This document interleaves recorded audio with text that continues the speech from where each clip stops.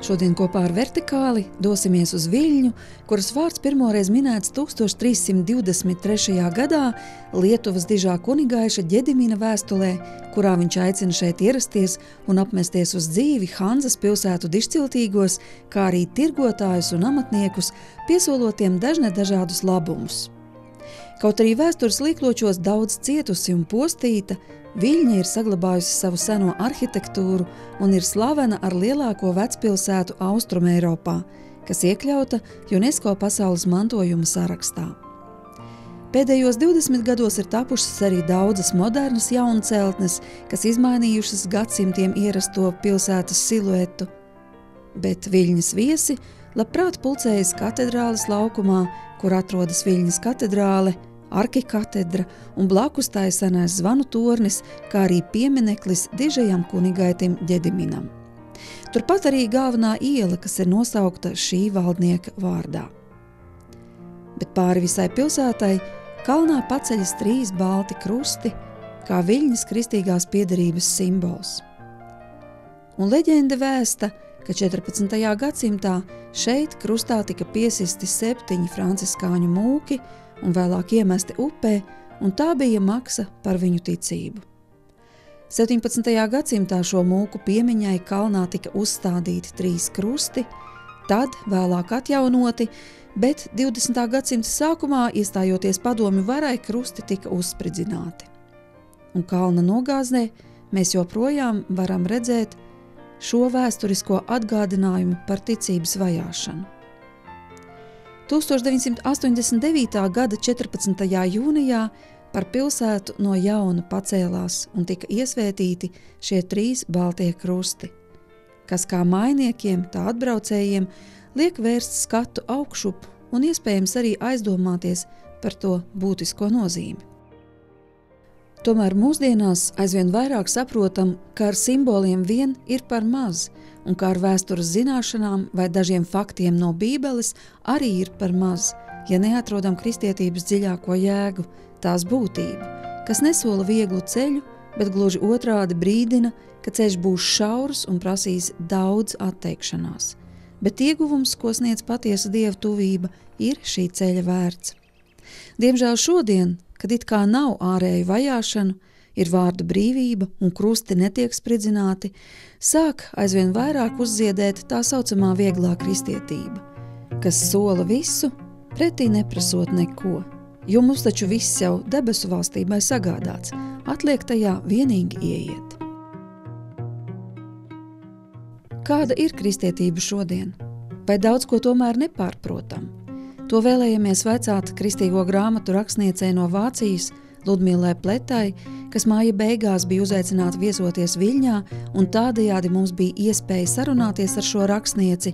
Vien atgādināsim, ka Ludmila Pleta ir daudzu grāmatu autore, kuru pirmkārt Latvijā jau pazīstam pēc latviski tulkotās grāmatas Atmoda sākas ar mani. Šim izdevumam ir sekojuši arī daudzi citi, Balss tuksnesī, Meklējumu ceļā, Laiks sākties tiesai no Dieva nama, Kāpēc raud dvēseli, dvēseles slimības, kā arī tikko iznākusī grāmata Staigāšana gaismā. Ludmilas Pletas pievēršanās rakstniecībai bija visai neparasta, jo viņa, būdama ārsts ar 2 augstākajām izglītībām, ilgu laiku kā ticīgs cilvēks no visas sirds centās glābt cilvēku dzīvības, izmisīgi pārdzīvojot, kad viņi gāja mūžībā, tā arī neiepazinušies ar Dievu. 1983. gadā no bijušās Padomju Savienības Ludmila ar savu vīru Henriku Pletu izbrauca uz vīra dzimteni Vāciju, un 4 gadus vēlāk pēc personiskas grēku sūdzes un dziļas savas dzīves izvērtēšanas viņa saņēma aicinājumu rakstīt grāmatas. Tā nebija viņas profesija, bet Ludmila, tā kā visu dzīvi to bija darījusi, paklausīja Dieva aicinājumam, Dieva balsī, iet šajā jaunajā ceļā, šajā jaunajā kalpošanā, un tā bija uzticības pilna paļaušanās, nedomājot par atalgojumu, jo ārsts neapšaubām Vācijā nopelna daudz vairāk nekā misionārs bez noteiktiem ienākumiem. Sludinot Dieva vārdu, Ludmila Plete ir apbraukājusi daudzas pasaules valstis un kontinentus – Eiropu, Ameriku, Austrāliju, Rietumeiropas valstis.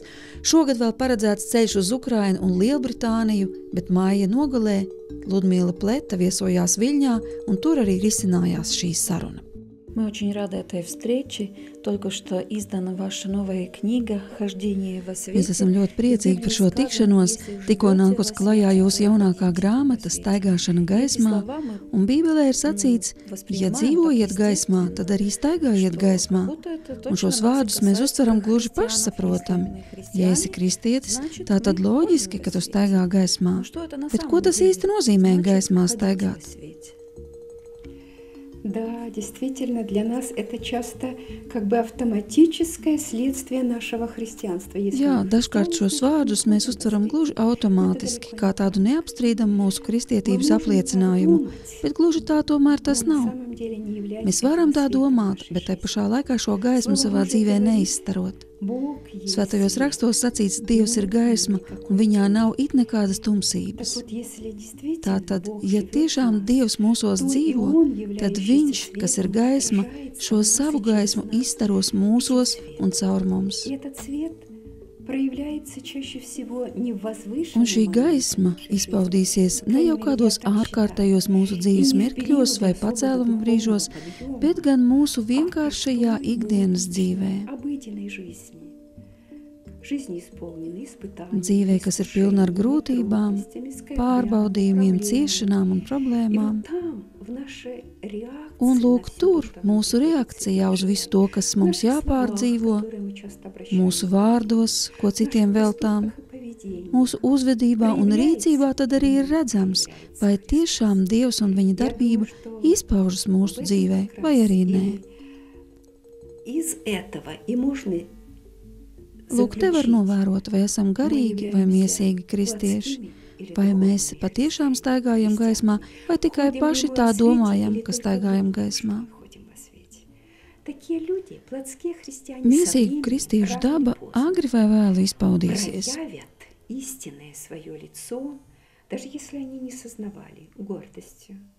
Un mēs viņu rīcībā ieraudzīsim lepnību, uzpūtību, augstprātību. Ja viņus nenovērtē, neatzīst vai pēkšņi pabīd malā, sako sašutums, aizvainojums, kā tad tā, mani nepasauca, bet es taču gribēju darboties. Īsti garīgs kristietis turpretī reaģēs mierīgi, jo viņš var atrasties gan rampu gaismā, gan arī tikpat labi palikt ar jēnā. Jūs pati kādreiz bijāt miesīga kristiete? Было вот это состояние плотского христианина? Конечно. Protams. Некоторые думают, если плотской, то это плотской. Daži domā, ja reiz miesīgs kristietis, tad viņš par garīgu nemaz nevar kļūt. Tā nav. Miesīga kristietība ir pat zināma norma pašā sākumā, kad cilvēks nāk pie Dieva, kļūst ticīgs. Kad bērns, piemēram, piedzimst, viņš taču arī uzreiz nav pieaudzis. Viņš ir bezpalīdzīgs, viņam ir vajadzīga mammas aprūpe. Taču, ja šāds bērns līdz pat 5, 6, 10 gadu vecumam paliek šādā zīdaiņa līmenī, tas gan jau vairs nav normāli.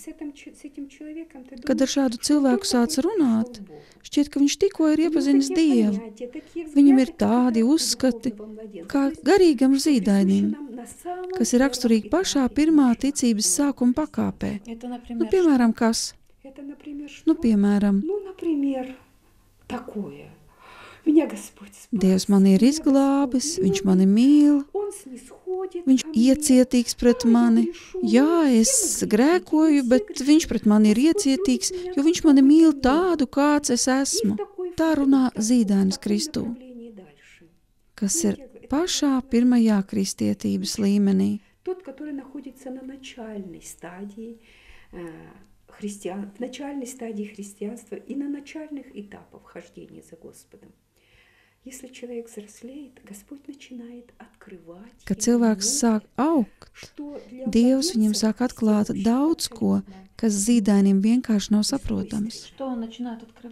Ko viņš sāk atklāt? Pirmkārt, Вот совсем недавно мы отмечали mēs праздник zinām, Троицы. pavisam Так nesen вот, mēs очень svinējām интересно, как vasaras svētkus. охарактеризовал Духа Святого. Un lūk, ļoti interesanti, Он ko сказал, Kristus ir sacījis par svēto когда garu. придет Дух Святой, Дух Viņš ir Утешитель, с чего sacījis, он начнет? kad nāks svētais gars. Многие ko viņš считают sāks? крещение Духом Святым и получение Daudz uzskata, речи. ka kristība svētajā garā nozīmē pirmkārt runāšanu mēlēs. Bet ko Jēzus saka? Иисусом Христом, Сыном Божиим. Он говорит нечто, что нас как-то заставляет Viņš saka kaut ko tādu, kas liek mums apstāties un aizdomāties. Paga. Vai svētais gars jau ir izdarījis manī to, par ko Jēzus runā? Un ko tad viņš saka? Kad nāks svētais gars, ar ko viņš sāks? Viņš atvērs mums acis uz mūsu grēkiem, uz Dieva taisnību un viņa tiesu. Ja svētais gars nāk un sāk atvērt cilvēku acis uz viņa grēkiem, viņš neatver šīs acis tā vispārīgi par to, ka es esmu, grēcinieks. Diemžēl tieši tā domā ļoti daudzi kristieši šādā līmenī. Kungs, piedod, es esmu grēcinieks, piedod, es gribu būt tavs bērns, apžēlo, es esmu grēcinieks. Ar vienu vārdu viņi noraksturo visu savu situāciju. Jā, tas ir pareizi, bet šāda attieksme ir raksturīga zīdainim. Tas ir tā, ka bērns ienāk pasaulē un izdod šo pirmo brēcienu, paziņojot, ka viņš ir dzīvs, bet tas ir pats pirmais solis. Ja kristietis vispirms vispārīgi atzīst sevi kā grēcinieku, labi, tas ir labi. Bet ja viņš šādā līmenī paliek 15, 20 gadus, sakot tikai, jā, es esmu Dieva bērns, protams, ka es grēkoju, bet Dievs mani mīl, un viņš mani pieņem tādu, kāds es esmu,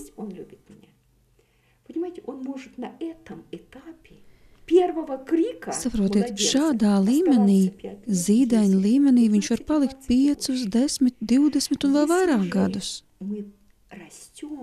Bet ja mēs augam un ejam ārā no šī zīdaiņa stāvokļa, jeb miesīga kristieša stāvokļa, tad svētais gars strādā tālāk. Nu, un ko tad viņš dara? Ja svētais gars nestrādā ar mums, tad mums jautājums ir, vai mēs ļaujam svētajam garam strādāt, darboties. Svētais gars sāk atklāt mums dziļāk lietas, nevis uz mūsu grēcīgumu vispār, bet uz katru konkrētu grēku. Uz katru grēku, kas mūs šķir no Dieva, kas traucē svētajam garam darboties. Un nevis vispār tā, es esmu nikns, man ir skaudība, greizsirdība, lepnība. Viņš sāk konkrēti rādīt, kā izpaužas tava lepnība, kā tieši tev viņa izpaužas. Viņš rāda avotu šai lepnībai. Un visbiežāk tas ir saistīts ar mūsu lielo es. Proti, katru grēku, kas ir mūsos, viņš atklāja ļoti dziļi. Un ne tikai atklāja, bet māca, kā cīnīties ar to. Es gribu konkrēti pajautāt. Piemēram, cilvēks secina, ka viņā ir skaudība. Un šo skaudību viņš mana katru reizi, kad vien ir attiecīga situācija. Un šī skaudība nemainās. 1 gads ir pagājis, bet šī īpašība ir palikusi. Ko tad viņš sev var izdarīt, nabadzīņš? Vai arī greizsirdība, vai aizvainojums, jebkas. Ziniet, mums cilvēkiem ir ļoti raksturīgi sevi attaisnot. Nevēlēšanos cīnīties, vai arī garīgu slinkumu. Bet kā tad cīnīties ar skaudību? Vajag reaģēt ar lūkšanu, vajag lūgt Dievam palīdzību, un svarīgi ir atklāt gan Dieva priekšā šo grēku, gan arī jāiet uz grēku sūdzi. Un tā arī jāsaka, palīdziet man, jo es redzu jau vairākās situācijās vienu un to pašu grēku. Lūk šo skaudības grēku. Un gal galā ir sacīts, ja 2 vai trīs ir vienā prātā kādas lietas dēļ, tad Dievs viņus uzklausa. Un nevajag savu grēku pataisīt baltāku nekā tas ir. Un nevajag arī domāt, ka vienā dienā es ieraudzīju to grēku, nākošajā jau būšu brīvs no tā. Dievs atbrīvos, bet viņš gaida, kad arī mēs pieliksim savu piepūli. Царство Божие усилием берется. И прилагающий усилия восхищает, то есть получает его. А что это за царство? Un tikai tas, kurš pieliks pūles, saņem šo valstību. Kas tā ir par valstību? Miers, prieks, taisnība svētajā garā. Un ir sacīts, ka Dievs palīdz tam, kurš pats cīnās. Redzot mūsu vēlmi, centienus, dedzību, cīnīties ar šo grēku, tikt vaļā no tā. Protams, ka Dievs sūta savu palīdzību. Tas nozīmē, ka tas nenotiek automātiski. Nē. Un ne arī tik ātri. Ar katru grēku ir jācīnās diezgan ilgi. Ir jāpieliek pūles, ir jālūdzās, ir jāgavē, jāiet uz grēku sūdzi. Ziniet, mēs esam ļoti slinki. Mēs tik ļoti gribam, lai Dievs mūsu vietā visu izdara. Mēs varam dienām, nedēļām, pat gadiem lūgt. Kungs, šķīsti mani, attīri mani, atbrīvo mani no sliktām domām, no iekāres. Paņem to visu nost, un tā mēs lūdzamies un lūdzamies un lūdzamies, bet Dievs saka, bērns, es labprāt to izdarītu, bet tu nedari to, ko tu vari izdarīt, kas tev pašam jādara. Bet ja, piemēram, cilvēkam ir lepnības grēks, un viņš tagad lūdz, lai Dievs no šī grēka viņu atbrīvo. Vai tas nozīmē, ka Dievs viņam sūtīs situācijas, kurās viņš regulāri tiks pazemots? 100%. Человек, который молится, чтобы Господь дал ему победу над своим я. Cilvēks, kurš lūdz Dievam palīdzību uzvarēt savu lepnību, noteikti vēlreiz un vēlreiz savā ceļā sastaps situācijas, kuras Dievs viņam sūtīs un kurās šī lepnība tiks samīdīta. Vai nu tas notiks ar cilvēku palīdzību, kas viņu pazemos, vai nu tas notiks ar viņa paša kļūdu palīdzību. Dievs mehāniski neizvilks no mūsu sirds lepnību, bet viņš sūtīs situācijas, kurās šī lepnība tiks samazināta, apkaunota un galu galā sīsta krustā. Redziet, tad, kad mūs pazemo cilvēki, mēs varam būt sašutumā un teikt, kā tad tā, kā viņiem nav kauna. Un tad, vai mūsu sirdī ienāks miers? Nē. Vai mēs tiksim vaļā no lepnības? Nē. Bet saprotot, ka es taču lūdzu, lai Dievs man atbrīvo no lepnības, un lūk, šī ir situācija, kurā man ir reāla iespēja ar lepnību cīnīties, lai tā kļūst mazāk, tad, beidzot, šī ir situācija, kā es reaģēšu. Viņš man šo situāciju ir sūtījis.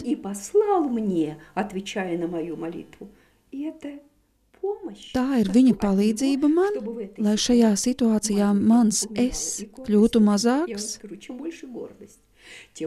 Un jo lielāka ir mana lepnība, jo vairāk situācijas šādas Dievs man sūtīs, kurās mana lepnība tiks salauzta. Un tas būs sāpīgi. Mūsu lielais es bļaus, klieks, raudās.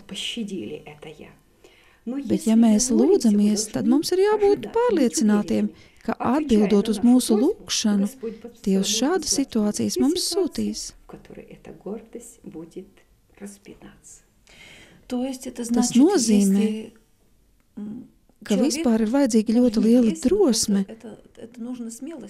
Lūk Dievam šādu lūgšanu, Dievs šķīstī mani, attīri.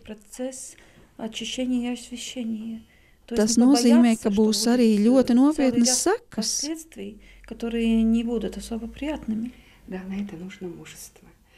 Jā, ir vajadzīga drosme. Bet ja mēs tiešām gribam, lai Dievs mūs attīra un šķīsta un tuvojas mums un dod savu tuvību, jo tieši grēks ir tas, kas mūs šķir no viņa. Mums ir jāapzinās, ka tas mums kaut ko maksās. Un te nebūs skaisti vārdi, Dievs šķīstī mani, attīri, tuvinies man, tuvini mani sev. Nē, tas mums kaut ko maksās. Un tad tik tiešām ir vajadzīga drosme, ir vajadzīgs spēks un izlēmība un gatavība maksāt šo pārmaiņu cenu. Par visu jāmaksā. Tātad šādā otrā stadijā, ja tev ir lepnība, tad sūtīs tev cilvēks, kas tev pazemo, ja tev ir skaudība, tad sūtīs tev priecīgus cilvēkus un laimīgus, ja tev ir dusmas, tad sūtīs cilvēkus kādus,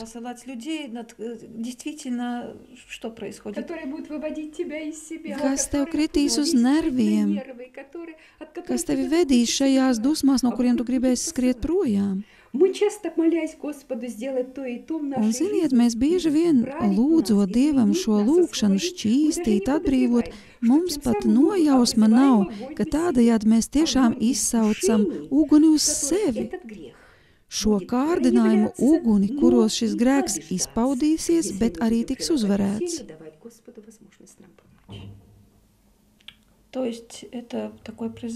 Tātad tā ir īsta cīņa. Jā, īsta cīņa. Pretējā gadījumā visi šie grēki kopā ar mums sēdēs ierakumos un nelīdīs ārā. Jā, un tad grēki mūs uzvarēs, nevis vēsviņus. Mēs par tiem nerunāsim, mēs arī mierīgi kopā ar šiem grēkiem sēdēsim drošā vietā ierakumos un neiesim kaujas laukā. Jā, un būsim miesīgi kristieši, kuros grēks dzīvo tieši tikpat brīvi kā pasaulē. Ja mūsos ir šī vēlme piedzīvot ar Dievu kaut ko vairāk, īstu tuvību, paļāvības pilnas attiecības, kādas ir avīm un ganām, kā saka Dievs, mana savis dzird manu balsi, tad tik tiešām mums no mūsu dzīves ir jāaizvāc viss, kas mums traucē šajās attiecībās. Nu, un kā tad mums visu dzīvi ķerstīt šīs grēku blusas? Jā, būt par kristieti nozīmē nemitīgu cīņu visas dzīves garumā. Bet Dievs ir mīlestība, un mēs šos vārdus ļoti labi uztveram un uzņemam. Bet tajā pašā laikā kalna svētībās ir tāds teikums: svētīgi tie, kas ir sirdšķīsti, jo viņi Dievu redzēs.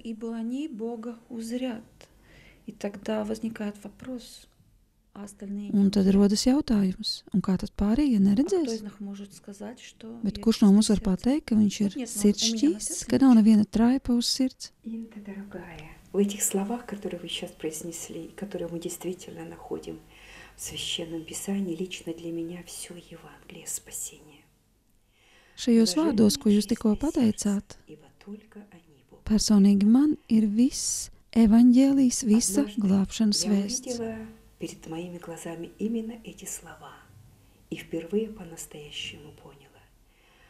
Reiz es savu acu priekšā ieraudzīju šos vārdus, un tad es īsti sapratu, ka ja man nav tīras, šķīstas sirds, ka ja Dievs visas manas dzīves laikā, visas manas kristīgās dzīves laikā nav varējis panākt savu gribu manī, proti šo tīro sirdi, un nav varējis īstenot manī šo aicinājumu, lai es būtu par gaismu un par sāli pasaulē, tad diez vai ir kāda nozīme manam tādam vispārīgam garīgumam. Dievs ir svēts, un viņa klātbūtnē nevar pastāvēt nekas nesvēts. Nekas nešķīsts neieies debesu valstībā, un Dieva vēlme ir darīt mūs šķīstus, lai mēs varētu būt mūžībā kopā ar viņu. И Бог хочет всю нашу жизнь, Он и трудится над тем, чтобы нас изменить, чтобы все, что visu mūsu dzīvi Dievs pūlas un cenšas mūs aizvien tīrākus un šķīstākus darīt, mainīt mūs.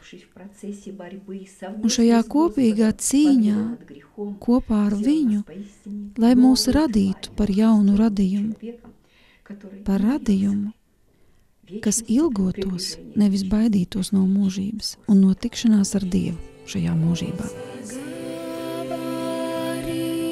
Господи, слышу я волю Твою, принимаю, благодарю, Господи, и прошу, чтобы хватило сил жизнь свою, я отдаю в руки Твои, Господи.